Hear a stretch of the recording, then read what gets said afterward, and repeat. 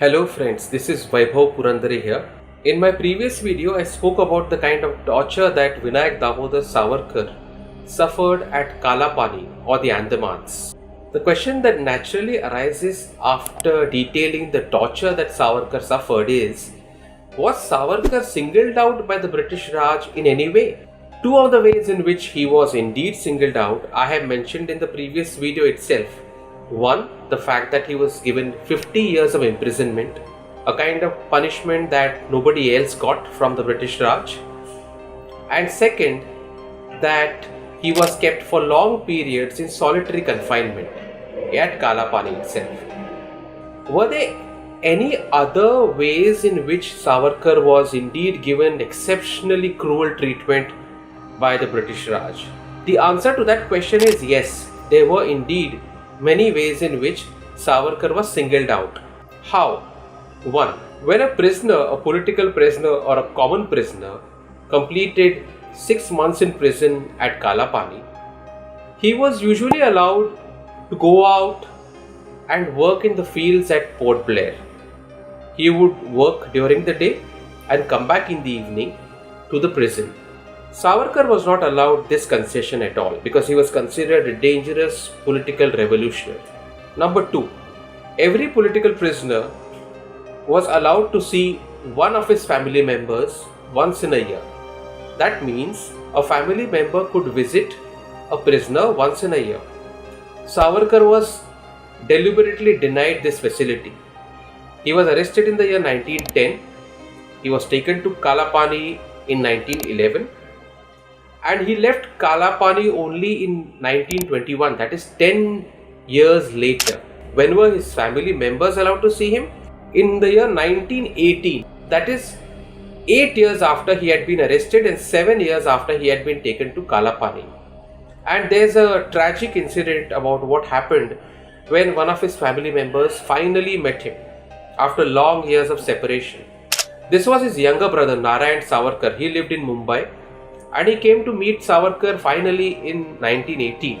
One thing we need to consider is that Savarkar's elder brother Babarao Savarkar or Ganesh Savarkar was also with him in the Port Blair prison, another Indian revolutionary. So there were two Savarkar brothers there. The third brother Narayan Savarkar came to see Veer Savarkar in 1918. And when they met, Savarkar of course was relieved to see his younger brother.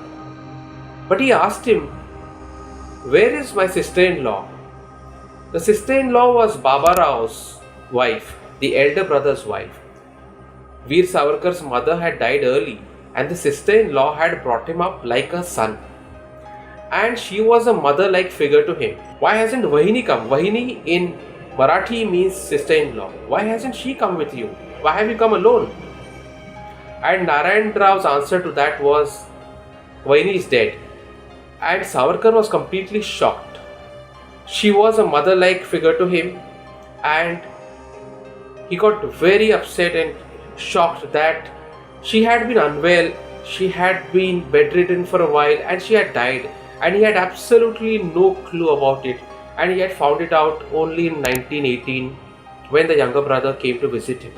So this was a deliberate denial of access to Savarkar. Another way in which he was singled out. Every prisoner was allowed to write a letter back home once in a year and was allowed to get a letter from home once in a year. Savarkar was for many years denied this facility. For some years he was allowed this facility, but for many years he was denied this facility. This meant he had absolutely no information coming from back home about his family, about how they were all doing, how they were all coping when he and his elder brother, who were the bread earners, were all in jail. And remember, those letters were the solitary source of information coming from the Indian mainland. Savarkar was not allowed access to newspapers. Savarkar was not allowed access to any books. Savarkar was not even allowed access to stationery or pen and pencil. On one occasion, when he borrowed a pencil from a fellow prisoner to write down something, to note down something, he was given standing fetters as punishment. Punishment just for borrowing a pencil, a small stub of a pencil from a fellow prisoner. Then, In the year 1918, 1919, there was talk of clemency and of the Montagu-Chelmsford reforms. And there was talk that Indian prisoners, particularly those at Kaala Paani and languishing in jail for many years, would be released. Was Savarkar released in 1918? No. Many hundreds of prisoners were released, including prisoners from the Andamans. But the Savarkar brothers, both of them, were not released. In 1919, another such concession was made when the reforms were formally introduced and approved.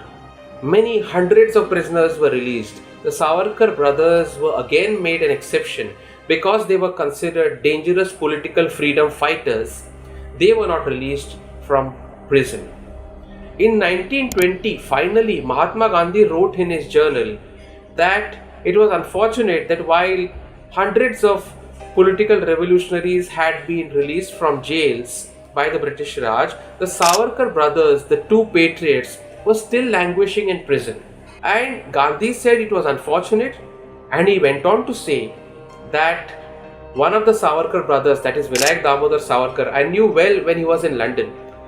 Vinayak Damodar Savarkar had spent 5 years in London and he and Gandhi had met there. And Gandhi's words were that his only fault is that he loves India too much. And the evil that the British Empire represented, he realized much before I did.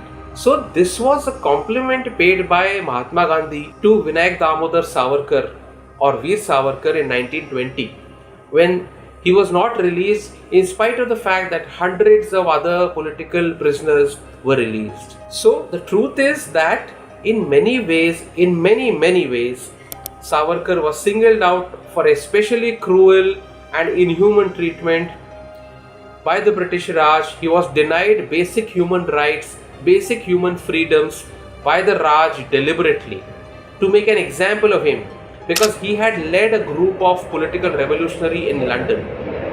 That was why he was singled out.